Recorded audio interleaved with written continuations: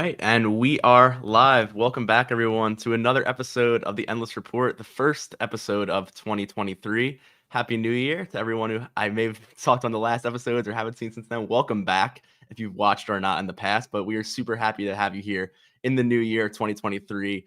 Obviously, it's the first week of the year, so we're maybe not getting the biggest news of the year yet, but we have a lot to talk about actually already right off the docket here. We actually had CES this week, so we got some tech news, a bit from Sony here, PlayStation we'll get into later on, and maybe even a bit from Razer and some other companies as well. But unfortunately, nothing from Xbox or Nintendo there I've really seen, but we'll keep looking into that. But that being said, we actually got some new game reveals, believe it or not, this week, on top of all the existing games coming in 2023. Many have been delayed from this past year, so we're going to get into at the end of the show today everything that's coming up in the new year to kind of give a preview of the year of 2023 in gaming.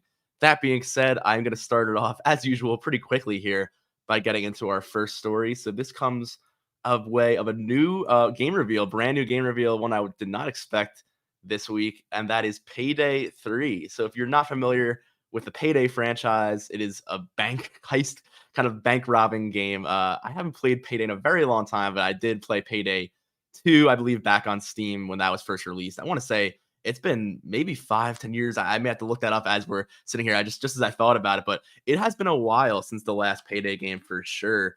And I do want to see here actually when that release date was, if you don't guys don't mind here. Yeah, that was 2013. So it's exactly 10 years later from Payday 2 and 2011's Payday, the heist, the original game. So yeah, it has been a while. I know Payday has been a very popular game, especially on PC, I believe.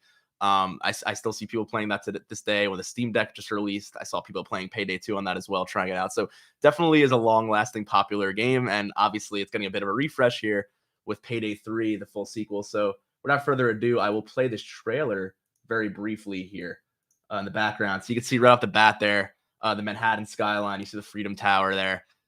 See some fireworks. So maybe it is like kind of a New Year's Eve themed trailer. I guess that makes sense there. And then we just see an ominous silhouette of a heist crew there, and they say this is the year of Payday 3. So not, obviously we don't have audio here in the stream, but not much you're missing there. Obviously this is coming directly to Steam. I'm not sure if we see a console release here. That may be the question. I do believe the last Payday 2 was on 360 and PlayStation 3, if I'm correct. So I'm not sure if we'll see a console release here, but as far as we know so far, obviously that's a Steam logo. So we do know it's coming to PC at least. And in 2023, it seems like it said 2023 is the year of Payday 3. If I go back a second, this is the year. So unless there's another delay, like we've seen a lot recently with past games, I think this probably is the year of Payday 3 and is the year of a lot of great games. So we have more to talk about here in the docket, and I'll get into what's up next. So I'm just going to switch us over here to our next story. We actually have another, speaking of threes here, another, should I say threequel, sequel? What is the word there for the third? I'm not sure what the correct word would be for the last movie in a trilogy. But speaking of that, or game in a trilogy, I should say. Speaking of threes, we have Hitman 3 coming out with a brand new update. And this is actually encapsulating the entire first two games, which I think is really interesting.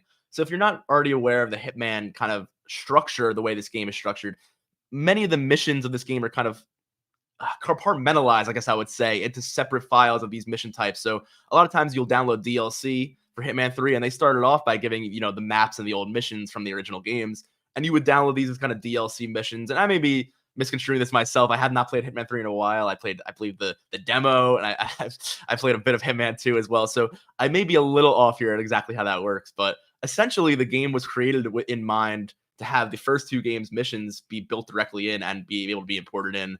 And that's exactly what's happening now with this new release. So after they've gone ahead and done all of that work, getting the missions from the first two games able to be playable, in the same client as Hitman 3, they're now releasing all three games as a sole package, and they're going to be calling it, I believe, the World of Assassination. They're calling it, on brand for the Hitman franchise. These Hitman missions you go on.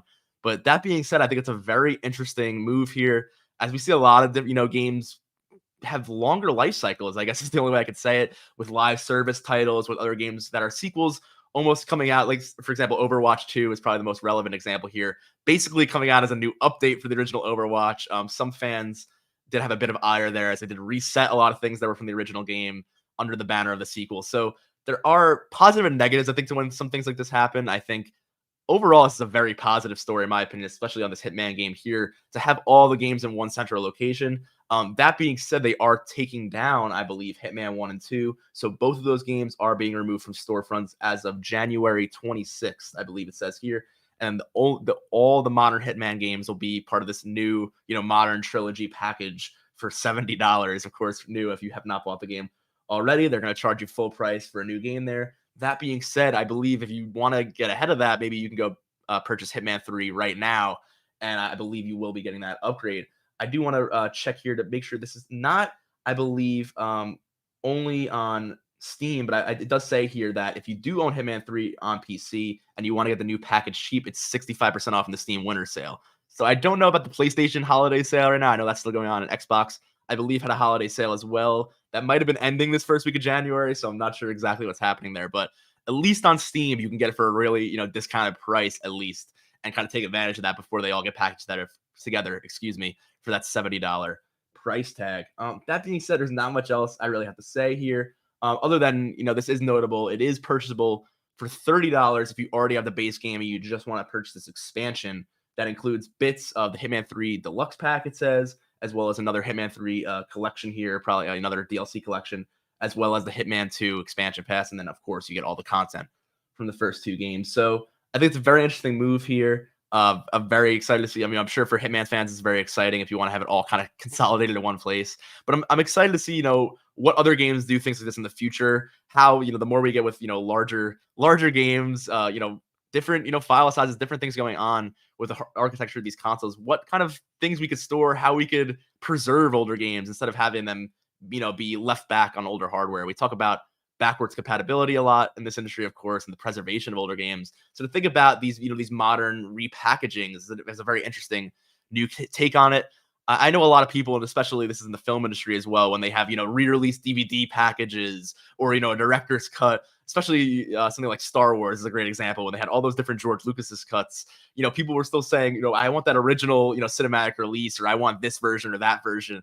And it's an interesting conversation. I do think, as someone who is a bit, is very interested in the history of that and is a bit of like, I wouldn't call myself an archivist or anything like that, but I love to take care of my old games and make sure I know, all my old, portable devices or my old consoles. I love holding on to them even if I'm not playing them. So I think that, as someone who's, very interested in the history of media in general, and I'm sure many people are very interested in, keeping these things intact. I think this is an interesting approach here to doing that. Although I do think the idea that you are getting rid of those original games, that you can't purchase those anymore online, at least digitally in that sense, is slightly, I said interesting. At least I'm not saying it's a bad thing, but it's at least interesting. I do think people like having all those iterations, or at least knowing, the history, like when that game came out originally, what that original version looked like.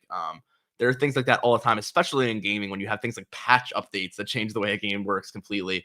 I know things like a day one patch, can change a game completely. And there are people who hold on to that original disc or that original downloaded demo that is now off the store or whatever it may be, that if you get that new version, it's never going to be the same as that one that you own. So I'm getting on a bit of a tangent here, but every time I see a story like this, I do think, again, I'll reiterate, this is overall a positive. I think this is really cool that you can access all three games in one. Although I will say, if you're an owner of the first two games and maybe not the third, I do think it's an interesting, dilemma here to see how some people may own certain versions that are now inaccessible to other people. I just always think that's worth noting and worth preserving, all of the releases we have of certain products and, keeping that history intact. Whether or not, the most convenient version is the one you're using, I do think it is worth knowing about all the iterations and things that were released. But I digress there. It's just kind of a side point. But that being said, speaking of remasters and new games and things on the horizon here, we have some more news from Naughty Dog and everything going on with The Last of Us, of course, with that TV show, The Last of Us remake, that's also coming to PC on March 3rd. It's actually my birthday, coming in 2 months here, as well as The Last of Us Faction. So we got a lot from Neil Druckmann here at Naughty Dog, and I'm going to pull this up on the docket in a moment here, and we'll grab that. All right, so as you can see, they have The Last of Us looking ahead to a milestone year. I'm going to take a sip of water really quick here. And I just want to give a shout out. I also got my Endless Studios t-shirt. Thank you, Alex, for sending that over. Super excited to have my t-shirt today. I did want to note one thing as I got into this article here. I think, again, this is just another another little aside here I thought was kind of interesting. The way they worded this was kind of interesting to me because it's a bit of a reflection back on 2022 and also looking ahead to 2023. And I think both titles here were kind of funny here, and I feel like they kind of mixed that up. So they had The Last of Us looking ahead to a milestone year. Again, it's probably going to be a milestone year. That's probably accurate, but kind of a funny way of saying that. And then they have here reflecting on a big year to come for The Last of Us. So I feel like they maybe should have flipped those two words because you're kind of reflecting on the milestone year from last year and looking ahead to the new one. But not just me being very very pedantic here, I guess. But either way, we see ahead of a milestone year for The Last of Us. Naughty Dog's Neil Druckmann speaks to the franchise's 10th anniversary. Something I didn't really realize, until this year came, that it is the 10th anniversary. Of course, the first game came out in 2013, right at the tail end of the PS3 life cycle, just months before the PS4's release, actually. So I had first played this game on the PS4 on that remaster in 2014 when they first remastered The Last of Us, and now they had that 2022 remaster of Part 1 as well, coming to PC in March and is already on PS5. So speaking of that, we get some more news on that, just updating that that's still coming to PC this March, but also some news on just the Last of Us franchise in general, the TV show, and factions, as I said.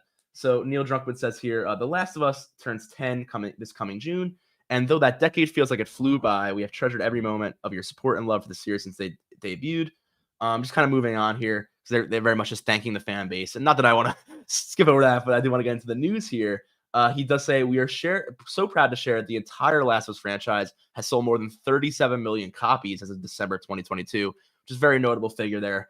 Very comparable, maybe not, behemoth numbers like some other franchise, some of the behemoth franchises we see with numbers, but very, very big franchise and one of the biggest franchises for PlayStation for sure. Those actually, I shouldn't even really say that. 40 million almost are really huge numbers, so I shouldn't even really underplay that at all. So huge sales marks there for the Last of Us franchise.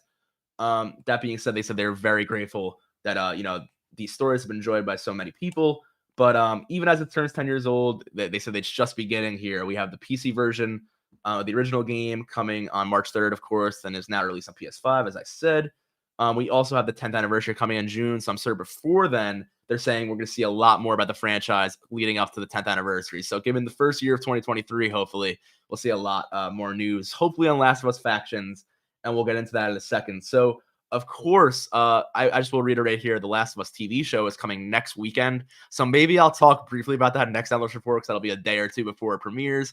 Maybe I'll give a little brief note on that. Maybe there's a launch trailer or something like that. But I have talked like ad nauseum about that show on this show here. So that's not much else to say there on the TV show. There is a new trailer out. Maybe I'll link that in the description, but I don't think it's really worth sharing much more else. I'm just excited to go watch that next weekend when that happens.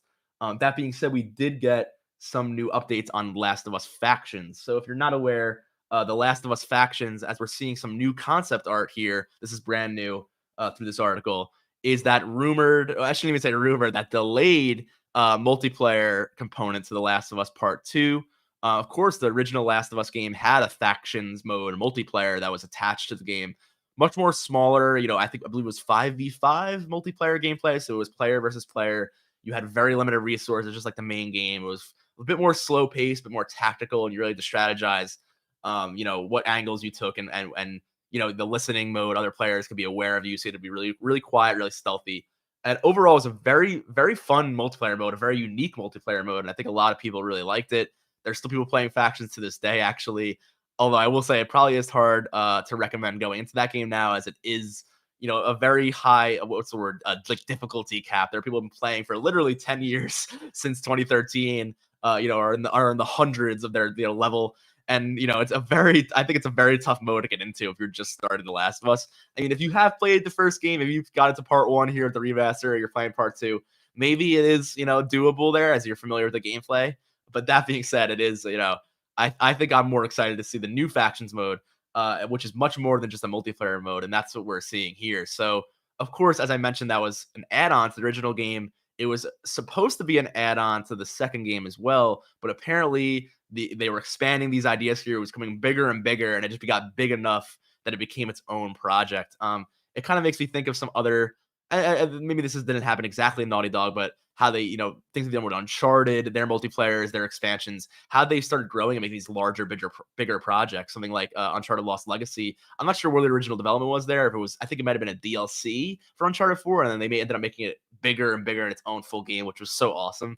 And I think it's one of the best Uncharted games, in terms of everything about it. So I think Naughty Dog knows what they're doing here. Obviously, I'm a little impatient here. I would have loved to have played this multiplayer mode 2 years ago when the game came out, but we've been hearing little nuggets about it every year. Just one little concept art. I think last year, the E3 summer show, we got this right before the end of the year. So we did get 2 pieces of concept art in 2022. I got to give it there. That being said, I just talked a lot about what it is because this image, although I think it looks really interesting, I don't have a ton to go off of here. The first image we did see earlier in the summer just showed a few survivors, just kind of standing on a ledge, and there was a lot. You can see there's a whole city, maybe other things in the distance, explosions, things going on. So it showed that this may be more than just the multiplayer mode we saw in the first game. I think this isn't closed down. This looks like an open world, maybe type of semi-open world type of multiplayer. I'm thinking maybe, I don't want to say this because it's kind of a crazy comparison, but maybe in terms of even like DayZ or those kinds of open, we've seen that Arma mod, of course, became its own sensation in its own game in the past of having this kind of semi-open world where there are the zombies and the clickers and all that, but there's also enemy combatants, there's enemy players who are fighting for resources, there's scarce loot.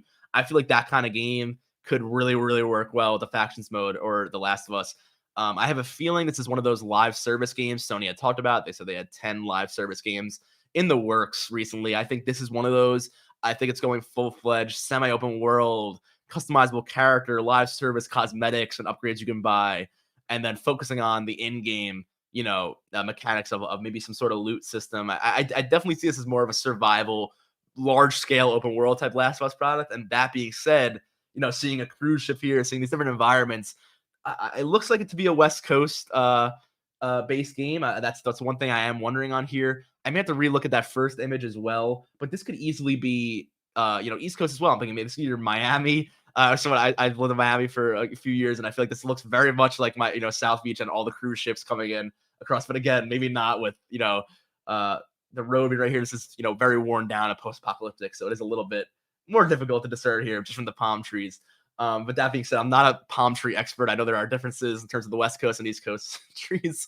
I do believe this does look like it could be either California, Miami. I'm not sure. It definitely seems like it's the continental, U.S. like the other games. And of course, we did see some areas in The Last of Us Part 2. I won't get any spoilers here, but of course, I will say The Last of Us franchise does span the United States. So I do think this looks like it may be West Coast here. I think that's where I'm leaning towards, but I don't want to guarantee anything. But we don't know anything about this game other than the fact that, like I said before, it's probably a larger scale live service game from the looks of it. But again, it's very up in the air. So I'm just dying for more details here. I want to hear more about the structure of this game, the type of game it is, when we can expect this. Seemingly, we're going to get more news in 2023, as they said, before the anniversary of The Last of Us. So I hope that's the case because I'm very, very interested in to see what's happening with this game. I'm very much looking forward to more PS5 exclusive games. I feel like this may be a PS5 exclusive, but I could be wrong there. But I do think since they are separating from The Last of Us Part 2, which was, again, on PS4 as well as a cross-gen. Actually, really, it wasn't even a cross-gen. It was a PS4-only game, similar to the first one where that was only on PS3, although the next-gen console came out the year after. It's the same thing. 2020 release. PS5 came out a few months after. We got that 60 FPS update in the following year, but no PS5 version, really, in that sense. Not that it's really needed, but that is worth noting here. I think this sequel, potential sequel multiplayer game, whatever you want to call it, isn't really as attached to The Last of Us Part 2 anymore, and it's had 2 years to really separate, from the idea of it being this delayed DLC the way I'm talking about it. I think it really could stand on its own. The TV show very, very much so puts this in a position to stand on its own very successfully as an IP. I think the HBO show is not only huge for PlayStation, but I think it's huge for HBO right now with everything going on with HBO Max and Discovery and their IPs. I can get into that whole conversation on another tangent, but I think the show is going to be huge marketing for both the video game franchise and PlayStation and just HBO and video games in general. Very much looking forward to that, but that's about all they had in the article here. Of course, that was the last thing in the article. That's why I was kind of alluding to it. But all they had to say was that, yep, it's coming January 15th. They're just reiterating how excited they are to show those locations, though. I did want to save one detail on the show for this next article, and that's why I kind of was saving it for the end here. And that was, I'll just hop over real quickly, that they put out this article saying the show won't overstay its welcome. That's the quote there. Craig Mazin of the show here, a former Chernobyl producer who's producing The Last of Us as well, says endings mean everything to me. There were a few quotes by Craig Mazin that were saying a few things about The Last of Us that were a bit, I would say, very much praising The Last of Us, but there were some things like saying that The Last of Us was the first, kind of the first game to really change storytelling in games. And I do think there are some quotes like that are very much promoting The Last of Us. And as much as I am very passionate about what The Last of Us has, I do agree has done a lot of strides in terms of getting people aware that may not have been aware of video game storytelling, more aware of video game storytelling. And I think the TV show is really going to nail that home there. But I do think that it is worth, noting that it isn't like the first story game or anything like that. There's so many, there are literally decades of incredible games that came, that were all part of, the narrative that built, something like The Last of Us even being able to exist. So I do want to reiterate that that is the power of gaming in general, not just The Last of Us, and not to, go down, put any negativity on The Last of Us there, but it really was a trailblazing game. But I don't think it was the game that, told, the gaming industry that, oh, we can tell stories in this medium. No, I don't. I think that's very much been a strength of gaming, and maybe even gaming's biggest strength, that it could tell stories in an interactive way that really no other medium can do in the same way. So I again, there were some quotes like that I think, well, while true at The Last of Us, were a little, I would say maybe overblown by some of the media that were kind of, putting articles out like, oh, The Last of Us is going to prove to you that, games can have stories. And I as someone who's really into TV and film, I hear that a lot. And as as much as I understand that, as gaming may not be as mainstream to those audiences, gaming, is not something to just, see as some sort of side medium that has to prove itself. I'm very much against that notion, because I think gaming is the ultimate medium. And I say this on every show. So I won't get too much deeper into that stance there, but I do think it's just worth noting how much I think this show is hopefully going to reiterate that there are so many amazing stories, not just The Last of Us, that are being shown in gaming and are worth discussing, whether you're a gamer or not, or maybe even watching other people play the games, whether it's on Twitch or playing yourself. I think accessibility in gaming is something I'm very passionate about as well, because whether or not it's a physical accessibility issue, or maybe just an accessibility in terms of monetary or access to certain consoles or devices or ideas. I love letting people learn more about things that they love, the stories that they want to interact with. So of course, getting off that whole tangent about why I'm passionate in gaming, speaking on this headline here, he did reiterate, after all these quotes about The Last of Us story and everything about it, that the TV show itself is not only staying true to this story, but is encompassing the entire first game in the first season, which is something that I think I may have been aware of when we were talking about this, but didn't really click with me until this article officially came out. So I did think this was worth noting, off of that whole tangent there, that the season 1 will be the entire Last of Us Part 1 game, from the beginning of the game up until that, obviously up until the end. I was going to say something else there, and I realized I shouldn't, because I don't want to ruin the end of the game. But that's actually not only a slightly a surprise to me, but it's very exciting to me, actually, because to me, going back to the budget of this show again, if you didn't hear on our past shows, this is $100 million budget show. This is a bigger budget than any Game of Thrones season, period. So that just says something. If you know HBO, and that Game of Thrones was certainly their baby, that was the prime HBO show, for lack of a better word, prime there, but that was really HBO for a time, I think, in terms of the max of their budget, how willing they were to go to show like their premium quality content.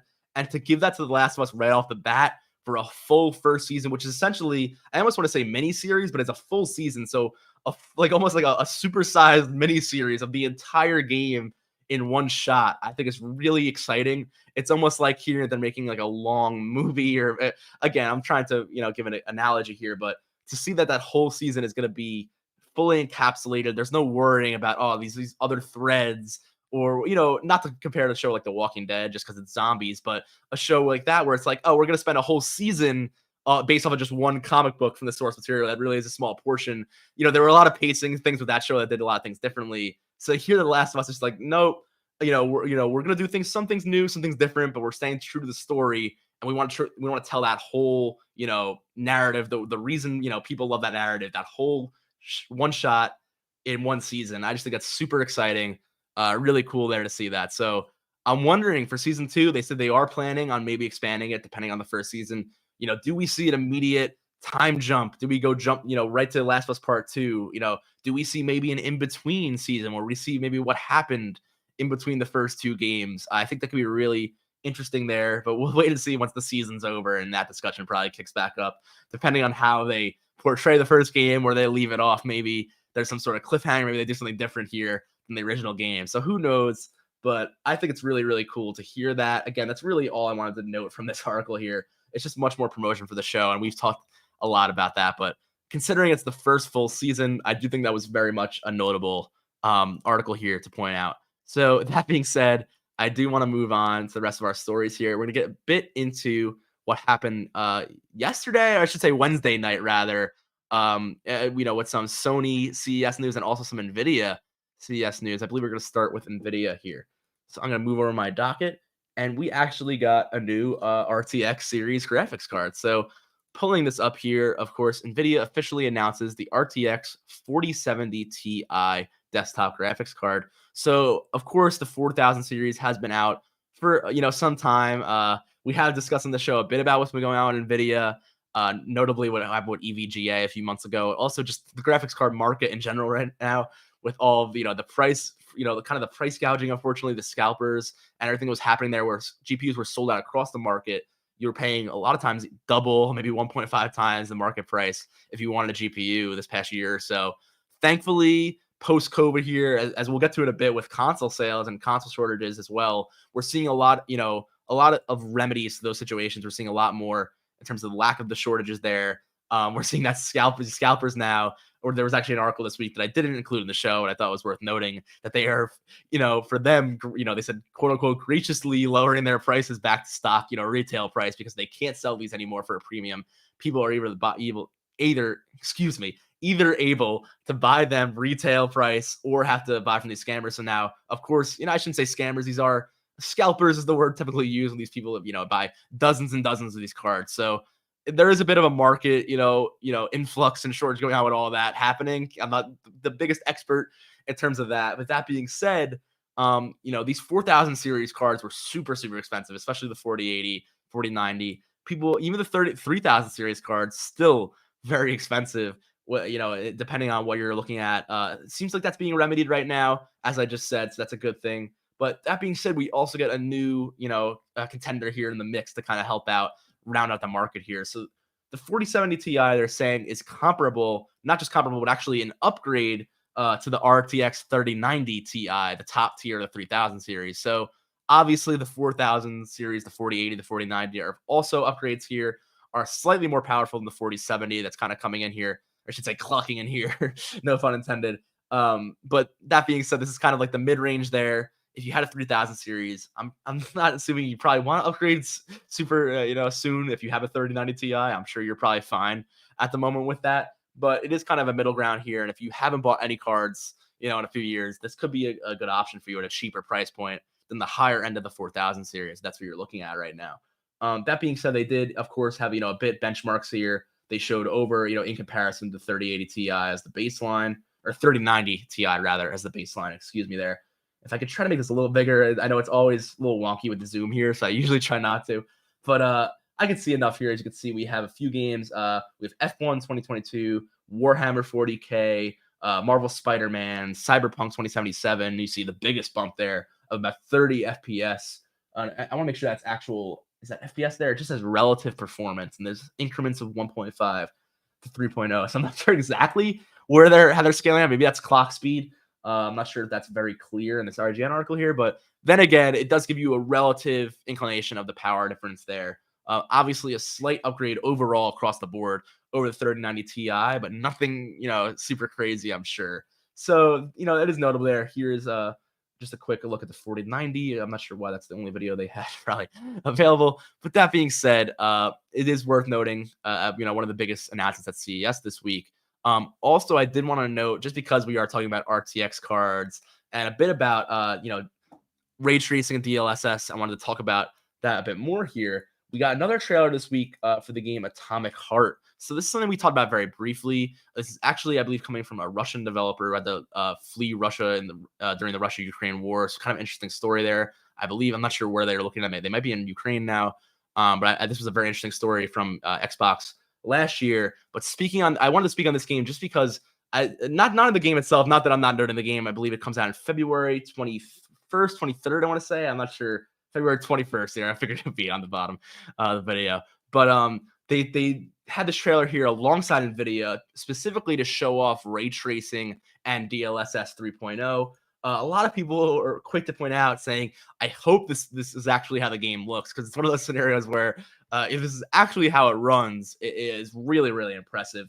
And I'm thinking, could this be an example of the power here of Unreal Engine 5 or some new implementations with NVIDIA that we've seen in the past?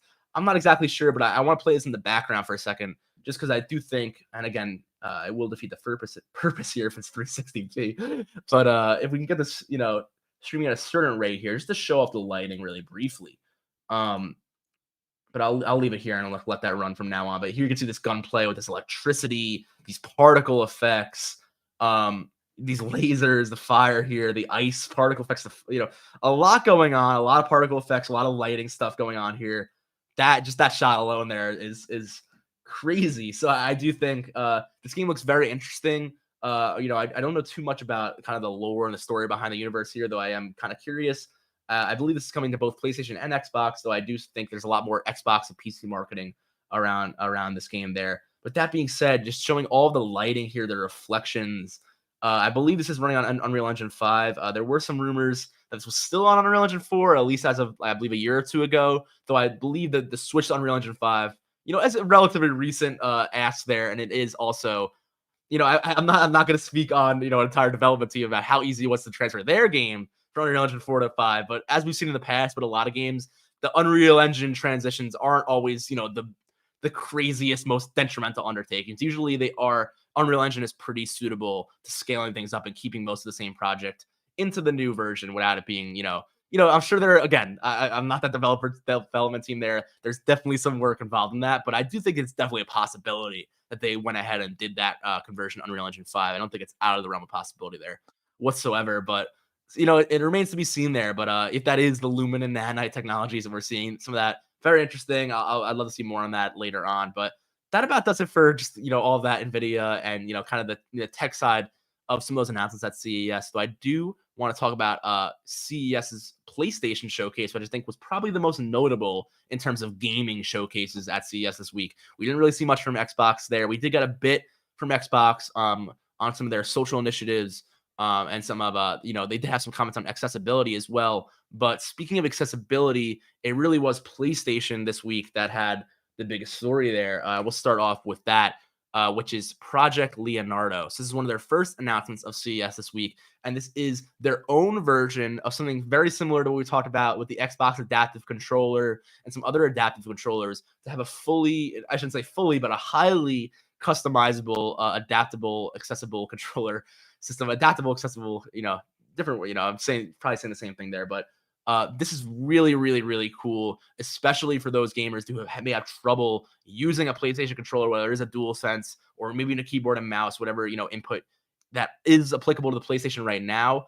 This is a huge, huge, huge opportunity, not for people to maybe play games in ways they couldn't have before, or people maybe couldn't play games to now have access to playing specifically PlayStation titles, but also just, for the long-term implications of that, this could probably be used on PC as well. And I don't want to just assume that, but I do think that is the case here.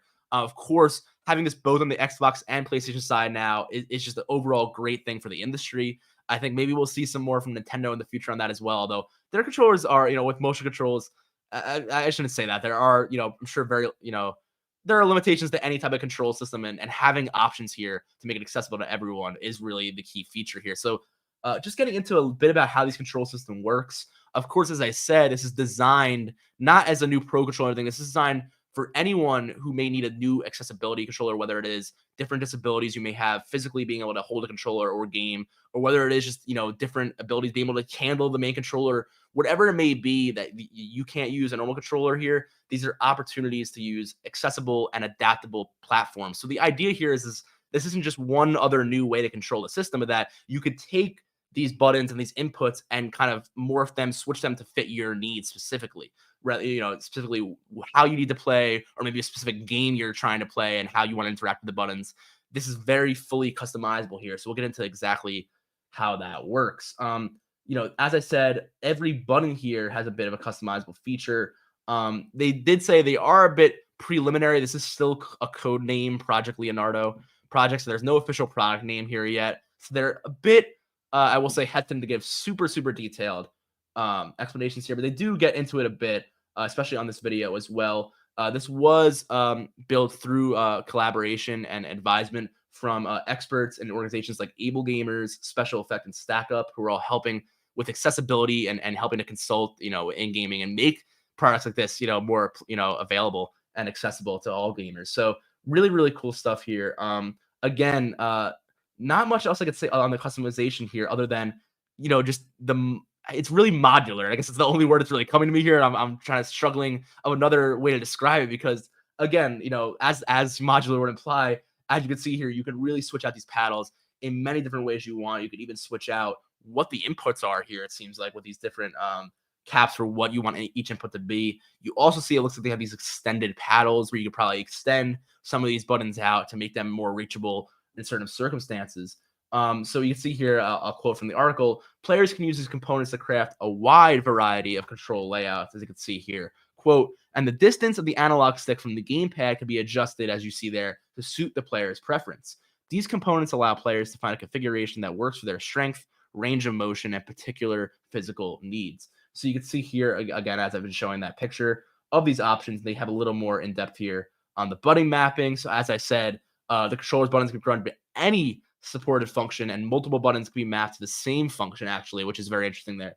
Conversely, players can map two functions like R2 and L2 onto the same button at once. So think of like an event in a game where maybe it's a quick time event, or maybe you have to use two buttons at once, or hold this and click this at once to activate. That might need to be physically doable for some people. Be able to have all those inputs, not just customizable and assignable like many macros have been in the past, but to have them have that dual assignment there, and have multiple, less than or more than, certain commands on one button is really, really helpful, especially for people who may not be able to physically, hit both of those buttons at once. So it's clear they had a lot of consideration here for different circumstances of what may be accessible. And it seems that they very much looked into a lot of, opportunities to make this as accessible as possible, which is really great.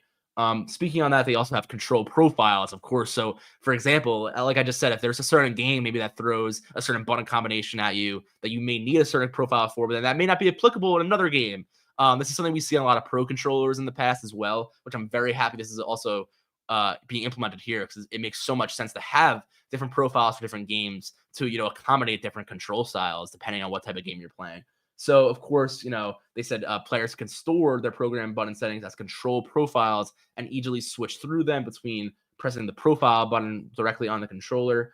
There's also, I think, up to 3 control profiles can be stored and accessed from their PS5 console at any time. So I'm not sure if there's more, if there's like some sort of bank that you can store and then have the 3 that you can interchange, or it's just 3. I think it sounds like here, I think it's just 3, and you can use the controller to switch between them, but you can only have 3 max, which hopefully maybe in the future they can expand that, and then you can have maybe your 3 prioritized that are on the controller for now, and you can work with that. But I do think that is something to consider, because I think, the more and more games you play, maybe there are, like I said, unique circumstances game by game that you may need more than 3. But I do think that's maybe me being a little nitpicky here. But when it comes to accessibility, the most accessibility, features you can add, the better here, of course. That being said, they're saying this does work collaboratively with other devices and accessories here. So it, of course, works with the DualSense controllers. And they're saying, which is very interesting here, up to 2 Project Leonardo controllers and 1 DualSense controller can be used together as a single virtual controller. So it's only recognized as 1 controller profile by the system, allowing players to mix and match devices. So maybe, you want to use the trigger from the DualSense on one hand and use a Project Leonardo controller on the other hand. You can do that, and it's considered the same exact input, not a player 1 and a player 2. A lot of the variability here, and they show exactly the configurations. You could have just one in the DualSense, both of these Project Leonardos, or all 3. Again, whatever configuration is best for you. I think this is a really cool feature here So I did want to note that as well. They did say here they can also augment their DualSense controller with a Project Leonardo controller or use two of them on their own, just kind of reiterating there. But it's expandable through four 3.5 millimeter aux ports, this is one of the more interesting facts here. Support a variety of external switches and third-party accessibility accessories. This is pretty interesting. Usually, and I will note this just very briefly, which I think is a great improvement here for Sony. A lot of times they are very hesitant to include third-party, whether it's peripherals, especially software, but even hardware peripherals, things like Bluetooth headsets and stuff like that. There's always been a little bit of them wanting to keep their ecosystem of products as the core central product here. But in the spirit of accessibility and letting people use maybe products that are more useful to them, it is. I think it's a good note here that they're letting you use potentially third-party switches, and not that there's no third-party products that you could use in a PlayStation before. I'm not implying that. Of course, there were other third-party headsets and peripherals and the like, but it always was a bit more difficult, I will say. Usually, your USB dongle, if you want to use Bluetooth, things like that, there usually is a little bit of an extra step when it comes to third-party stuff. That being said, on the Project Leonardo here, this enables users to integrate specialty switches, so you can have buttons or analog sticks with the Project Leonardo controller that basically are dynamically connected or disconnected and be configured to work like any other button. So this is really where the accessibility of the controller opens up here. For example, if there's a certain controller input, that is unique to, you're using, maybe I see all the time, if people 3D printed certain parts that are, making it much easier for them to play a specific game, or just to them to play games in general, specific to their condition. This allows you to, be able to plug that remote in and use that alongside as a direct input to whatever input you want to assign it to in the PlayStation ecosystem, which is huge and is one of the main features of the Xbox accessibility controller that I was hoping, when I first saw this announcement, that they would have as well. And of course, was happy to see. So of course the controller they made themselves, and not, that looks great as well. It looks like it probably will improve accessibility for a ton of people. But for those people that still need maybe a certain peripheral or a certain thing that they're using that they just don't, they use individually, and that is, they can't expect PlayStation or Xbox to make on a wide scale. This is a crucial feature to have unique accessory add-on options, because that's something that in many cases you may need a unique accessory that will be made specific to the user. So I really think that's really cool there. I'm curious to see what kinds of inputs will be allowed here and how exactly that'll work. Though I think if it is an auxiliary port, I'm sure there'll be a lot, any like analog, setup that, that someone creates probably will work. Very interesting there. I think that's probably the most important feature of the entire controller, honestly, in terms of having accessible inputs. But obviously, I think the whole project here is obviously a great move by Sony. Of course, people were saying, well, there's Xbox already did this earlier this year, but this is something that there's no worry here about like copying the competitor or anything like that. This is something that everybody should have. And I'm happy that Xbox did maybe influence this, if that is the case, because this is something that I think should be available on all platforms to make gaming more accessible for everyone. So hopefully this works as intended. Hopefully this really does, help people in terms of being able to play the games they want to play. So, hoping all for the best there. We'll see probably when the title of the product is announced, when the pricing and all that kind of good stuff is announced. We'll probably talk about it briefly then. But as for now, Project Leonardo, I do like the name. As a big Ninja Turtle fan, I do like the name there, and as an Italian, I guess I should say too. But cool product name there. I'm really excited about that product as well, and hopefully we hear more news from that. As the sooner that gets out, the better. So that more people can play more games they love. So hopefully we see the release of that this year. I'm assuming and hoping that's a 2023 product there. That being said, we're gonna move on here to a bit more. I think we have a little more from Sony here actually at CES, and this is coming courtesy of their Twitter actually, because I figured this is really the best place to have all the information summarized. That being said, we got a lot of PSVR news actually. Yes, not yesterday, on Wednesday night as well. So speaking of that here, as you see, this was actually our thumbnail today for the episode, as we're talking about CES stuff. PSVR 2, not only, of course, is those 30 plus games that are coming in the launch window, which really isn't new news, but they're just reiterating that there to kind of put it all in one place. But Gran Turismo 7 is not only getting a free PSVR 2 upgrade that's coming at launch day one. That was something that took me by surprise. I was actually really excited about this. So in all honesty, I did actually reserve a PlayStation VR, and I was not someone who thought I was 100% convinced on buying one, but I did think when everything happened with the PS5, I reserved mine very early back in that launch then at that PS5 reveal, which I was very lucky to do that first day they revealed it in September because you could not find one for months when that happened. So maybe because I learned from that situation, I was like, let me just put the reservation down with these limited invites. I got an invite to my PlayStation account. I said, let me just put this reservation down just in case. And it is, I think they did put more pre-orders up now at CES this week. So it is open again now. But for the last few weeks or so, it wasn't open. You couldn't get a pre-order locked in. So I was happy at the time that I at least locked it in. And I thought, well, I'm not going to pay, the full price until February or so. So I can always cancel the pre-order and, nothing, no harm there. That being said, I've been a little hesitant since then. This is the kind of news that may push me over the edge here. So I'm not the biggest, racing sim fan, I guess I should say, in the past. I always loved racing games. I was never, I never did have though like a wheel set up or the pedals and all that. I know that's a really big, especially in the PC space with racing sims and having your own like your own setup with your own rig that can move around like you're in a real car. Super super cool stuff when it comes to racing sims. I love all that, but not particularly my hobby that I was able to invest in at this point in my life. It wasn't really my big thing, but that being said, I've always wanted one myself. I always thought they were the coolest idea to have like that virtual like race car that you could sit in and drive around. That being said, this I own Gran Turismo 7. I own a PS5, as I did note there. So to have that free upgrade, it's making me consider not only keeping my PSVR, but potentially getting a wheel set up and being able to sit around, in the driver's seat there and look around and feel like you're actually in the car. That would be super, super, super cool. I've only been able to do that one time before in my life. There was actually a VR place that opened up, and I had briefly held that for that back in high school, and they had a VR racing setup like that very briefly. But I was only got to try that once, and I would love to have a setup like that myself, especially for so cheap. And you may be saying, it's a couple $100 for the headset. Probably it's like $100 or so for a cheap racing wheel.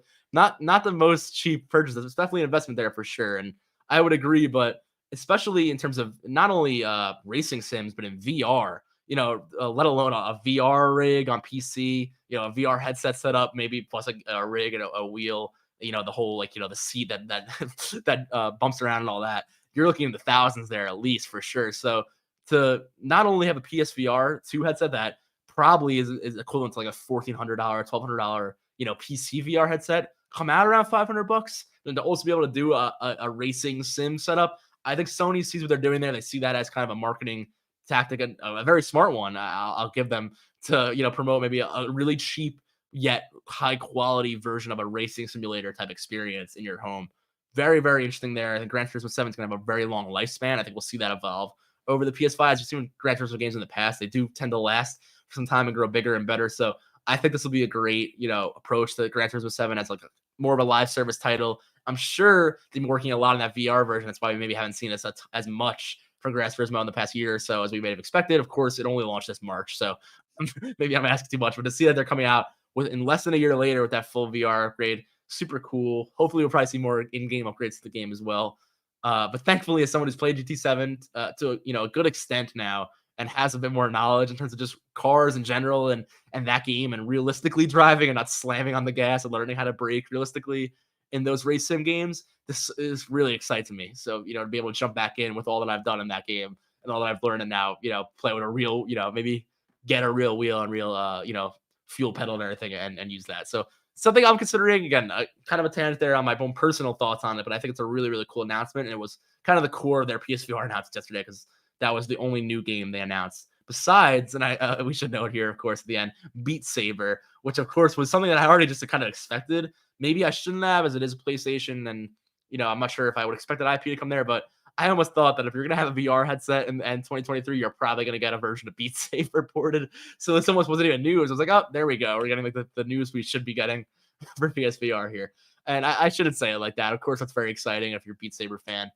You should be happy. Of course, you'll probably be happy if you could try that out on the PSVR too. But I kind of excited that because I think Beat Saber is like an essential. It complements the Beat Saber, not in a bad way. It's an essential like VR game to just have on your headset. So cool, super cool news there. Of course, as I said earlier, they opened up the pre-orders once again. But that's about it for PSVR 2 news. The only other big announcement from CES from Sony was really just of what's going on with the PlayStation 5 shortage. And I thought of putting another article up for that, as there were some articles covering it, but it's right here in the Twitter thread, and I thought I would kind of just rope it into the same story. But that being said, they've said that the PlayStation 5 shortage is finally, apparently, officially over. They said December of 2022 was their biggest month by far, and it brought them up to 30 million units lifetime now the first 2 years.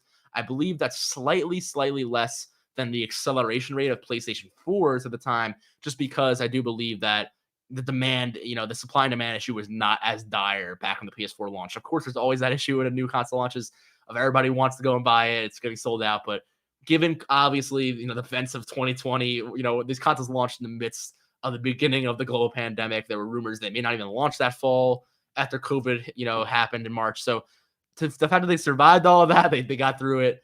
And maybe I'm saying this, from perspective of someone who's had a PlayStation 5. So if you have been able to get one, hopefully you can get one now. But I do think that we have seen over the past year or so, it's been getting easier and easier to get one and not have to, pay some fortunate, upcharge prices and the like. But that being said, we're seeing them in stores now. Maybe not everywhere, as prominently, but it's happening more and more. Like week by week, we're seeing the supply get bigger and bigger.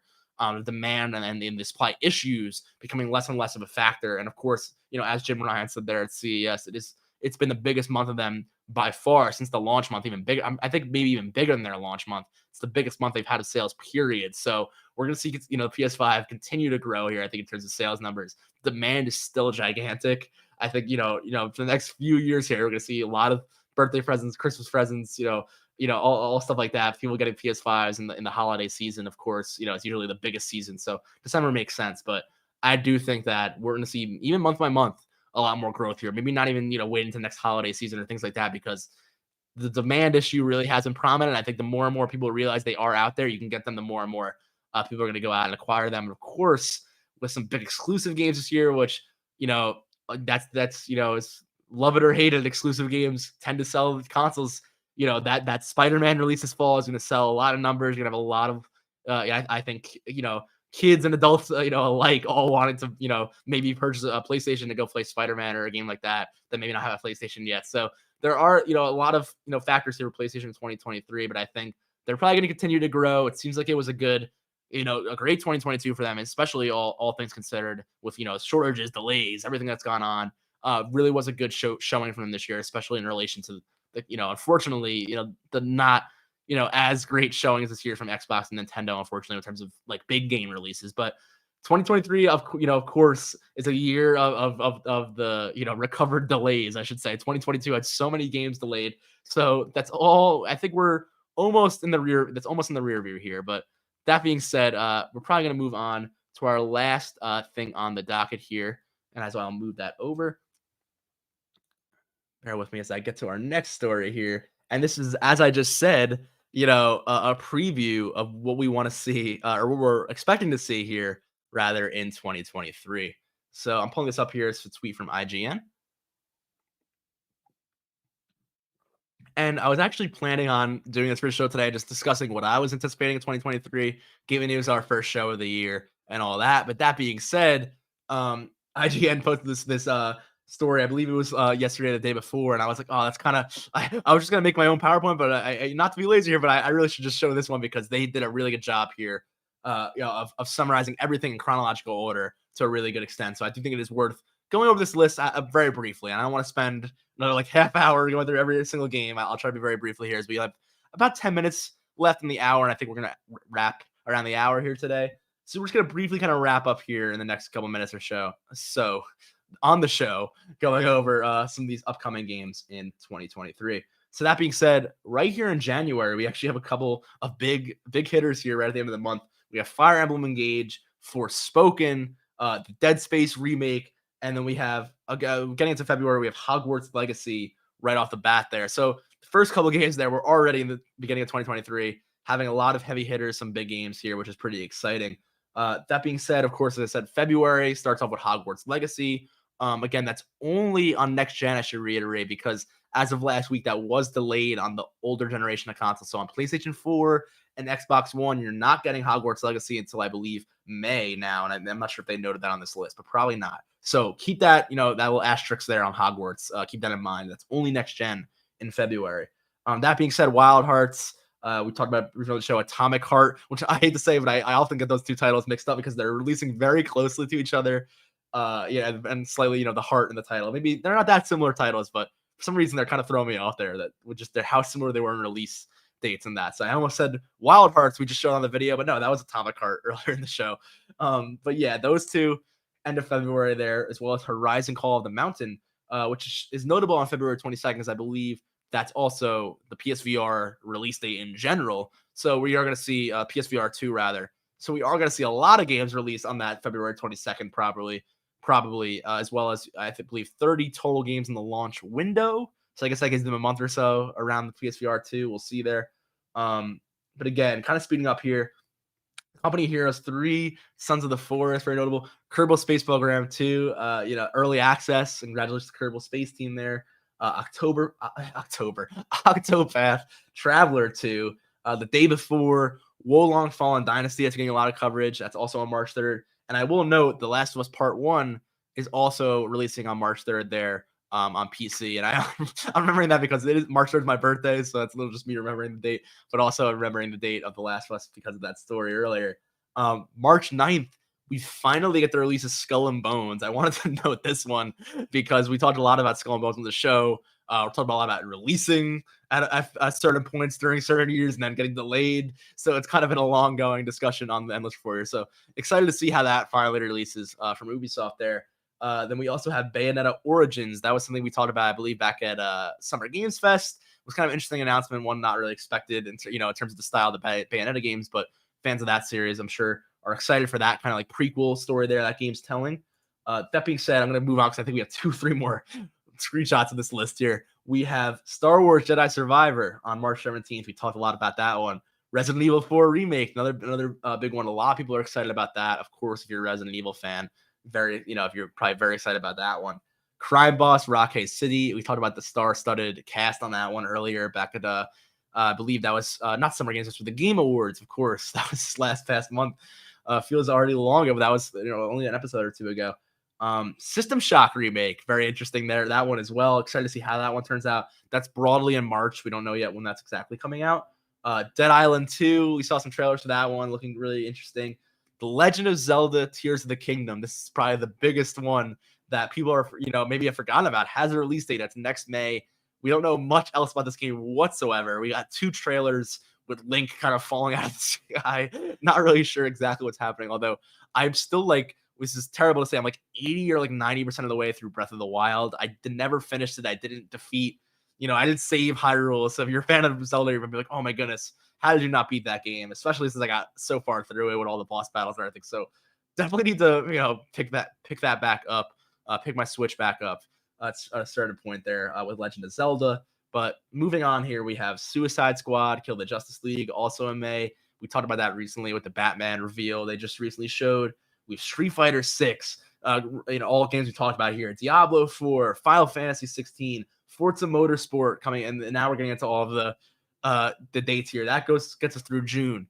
And now once we get to this part of the list, this is all the up in the airs here. So this is everything else going on in the industry that we have no release dates yet. A lot of this is delayed from 2022, so this could very well all release. Some of these Q1, Q2s all release. Well, in Q1, Q2, of course, as they're predicted to, very well maybe delayed as well. So we're going to take all these next ones with a grain of salt here.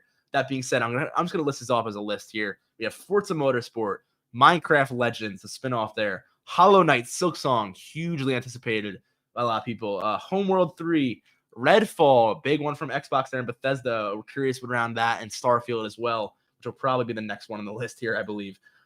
Stalker 2, Heart of Chernobyl, also coming to Xbox sometime in the first half of the year, and Starfield. So before I get into all the summer and the to be announced, I do want to reiterate a lot of those were all those Xbox first party games. So we talked a lot about the show here. Unfortunately, Xbox didn't have that showing this year. That being said, a lot of their big 2022 heavy hitters were delayed. So early 2023 maybe is going to be a huge turning point, I think, here for Xbox. Hopefully, if this all goes in with, as planned, that one last showcase they had back in the summer, they promised this would all be within 12 months, within a year. So that means before summer 2023 here, we're going to see all the games that were announced at that showcase, and that included, or even shown at that showcase. And that includes Starfield, Redfall from Bethesda, Stalker 2, of course. I believe multiple other games can go back here. Minecraft Legends, of course. How can I forget that? And Forza Motorsport. So four big Xbox exclusives there, all in the first half of the year. That could be really exciting for Xbox fans. Or anyone who has Game Pass. Really, that's a big first half of the year. So they could pull that off. No more further delays here. We get some news. That'd be huge. But I think we're gonna have to hear more on this very soon. So we'll probably have some exciting endless reports hopefully in the next couple of weeks, because we need some dates here, because we're gonna get into the 3-4 month 6 month period of these release windows if they don't start giving dates soon. So assuming these games are in April, May, June, you're gonna have to start hearing about that ASAP. So I'm excited to see more, especially on things like Starfield. Obviously, that's a bit biased there. It's one of my most anticipated games of 2023, and I'm gonna have to figure out how I'm gonna play that game as primarily a PlayStation player right now. I don't have an Xbox Series X, but we'll figure that out when the time comes. But that being said, very excited for everything they have there in the first half 2023. I was going to say 2022 for a second, but we'll have to see what Xbox announces. Maybe they'll have an Xbox showcase like they've been kind of rumoring in the next month or two. We'll have to wait and see on that one. But that being said, this is everything else here is just TBA. At the rest of the list, we have The Expanse, which is a very a beloved TV series. It's getting its own Telltale game, which is pretty cool actually. Also, Alan Wake 2, which was just recently teased over the break here last week. Speaking of that, we had Sam Lake, the director over there at the Alan Wake studio, teasing that a bit even more so, saying this is the year 2023. So sure we'll hear more on Alan Wake 2 as well very soon. Arc 2, this one's kind of a not a funny one here, but interesting one that I did not expect Vin Diesel to be associated with this game. I thought it was pretty cool when we saw that trailer almost a year or two ago. Not a year or two, but maybe a year ago now. That Arc 2 original trailer when they announced that sequel. So we'll see if that's actually releasing in 2023 or if we get any more information on that. Pretty interesting there to see Vin Diesel in the Arc series, though. We'll see how that plays a role. If it's a kind of like a Keanu Reeves and Cyberpunk thing, or how they have Idris Elba now. We'll see if he's more of a main character, if he's your character. I don't know how they're doing that there with Arc, because it is more of a, I think, personal base. You're the one surviving. You're not a named character or anything like that, at least as far as I'm aware. But I was very curious in that one there, so I thought it was worth noting. Armored Core 6, of course, we just saw recently at the Game Awards. Very exciting there. We'll see if that actually releases this next year. That's TBA. I'm almost interested it's on this list, because I'm not sure if we heard that was confirmed for this year, but I'll take that with a grain of salt. We'll see what happens with that one. But Hades 2 early access. That's we'll see again. We'll see early access when that comes out. But people love Hades. Hades is a big name in the industry right now. People are loving that game, especially on Steam Deck and some portable devices. I've seen a lot of love for Hades. As they say, it's a great game to play on the go as well. So very excited to see what happens next for that series. Of course, that's the picture in the tweet here. We also have Lies of P, which we don't know a ton about, but there is a lot of anticipation for that game as well. So very excited to see anything more on that.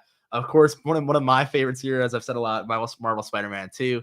That's probably that is TBA, but you could realistically write Q3, Q4 on the list here. I think if I was making this list, because that is fall 2023, they had confirmed. So hopefully, crossing my fingers here. I don't even want to put that into existence. Almost knock on wood that hopefully it's not in 2024, because I've been dying to play that game.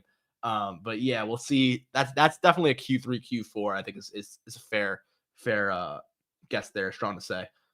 We also have Payday 3, as I noted at the beginning of the show. They got that on that list probably there last minute. This is a very recent list. Pikmin 4. Of course, we saw that at the last Nintendo showcase. A lot of people were excited about that one. That's their big exclusive Nintendo game of the year, besides Zelda, obviously, which is the heavy hitter, the biggest game of the year for Nintendo, of course. Excuse me here. We also have Warhammer 40K Space Marines 2. Very interesting here. Some third-person action gameplay for the Warhammer franchise there, which looks pretty cool to see. Of course, sequel to Space Marine. We'll have to see. This could be a very big year for Warhammer with what's going on with the Henry Cavill TV series, or the new universe they're creating there in TV and film, alongside some new big video game releases. That could be a really big year for the Warhammer franchise. It's pretty cool if you're a fan of Warhammer, maybe even the tabletop, games. If you're a big Warhammer fan, a lot of big, mainstream Warhammer projects coming up. So it could be cool. Maybe you're excited, maybe you're not excited if you're a Warhammer fan. But we also have, last but not least, The Wolf Among Us 2, another Telltale series. That's one that's been anticipated for many years, since the first, I should say, Wolf Among Us came out. I almost said the last of Wolf Among Us. I was saying The Last of Us. I got a little tongue tied there. But that original Wolf Among Us game was one of the, a fan favorite from Telltale. I believe it was maybe not the first. I don't want to say that without being 100% sure, but one of the first non like, existing IP Telltale games that really blew up, at least. People were really, really sold people on Telltale games and their amazing storytelling there, and then also, gave people opportunity to experience all their, TV show and art IP and different things like Batman or comic book. A lot of IP integrations they've had over the years have been really, really cool. Like Game of Thrones, Guardians of the Galaxy, Borderlands, even other game series, even. So super cool to see that. Hopefully, The Wolf Among Us 2 finally releases, and it kind of, you know, not that those other franchises aren't, as important to Telltale, but I think this is one that's their own in-house story. I'm sure there's a lot of passion going into the Wolf Among Us. No, I'm not saying any more so than, again, there are other IP, the other franchises they've worked on, but that's what, when it is the original story, I'm sure that's very exciting for those that are crafting that game. So very cool to see that. And Telltale, having their comeback, and after Telltale had that, was disbanded for some time and had the hiatus. It's really cool to see Telltale games coming back in this shape and form. So that being said, that's about the end of our list here on that IGN tweet. And that brings us to the end of the show, actually. So as you can tell, a lot of, just getting ready with the year here, a lot to look forward to, a lot to look, recap on with 2022, of course. But this is a year jam-packed with new game releases. Super excited to see, what happens here with all these releases, because there's a lot, that we're still just banging on catching up that I feel like games we've been talking about for a long time. And also maybe seeing new games revealed this year. I'm not sure, what to even anticipate given all that we're already anticipating and happen. So again, I think we are in the year of, like a new beginning for the gaming industry. I think there's a lot happening in a lot of avenues, but I definitely think in terms of like game releases, we're in a new zone for the industry. We're in a new full-fledged, like, next gen is finally happening 3 years in. We're finally getting these PS5 and Xbox Series, exclusive next gen only type games coming out this fall. Seems like we're really about to start hitting that stride there, especially with PS5 as the marker, because of course Xbox games are on all platforms, on the Xbox ecosystem. But I think PlayStation is a good marker of that because, and Nintendo having to switch, being in last gen anyway, in terms of the specs in there. Those first PS5, full-fledged PS5 games with no, last gen coverage is really going to, tell us, at least show us a bit of what we want to expect here from this next generation of gaming that we're already about 2 years into here. So we will see what happens there, but I'm very excited to see what happens next. I'm very excited to see everything that's going to happen at Endless as well. We have a lot to look forward to this year, and with everything involving gaming, and we're going to be learning and teaching here at Endless. So super excited to have you all join me again for the next Endless Report, but unfortunately, we're going to have to call it a wrap for today. So I just want to thank everyone again, as I did on our last Endless Report, for all the support in 2022. It's really been fun to be able to do this, and hoping we can do even more in 2023, and we can grow here and continue to talk about the games that we all love making, playing. I was going to say playing and maybe even creating. So that about wraps it up here for our first episode of 2023. Thank you everyone again for joining, and I will see you on the next episode of the Endless Report. All right. Thank you very much. Bye-bye, everyone.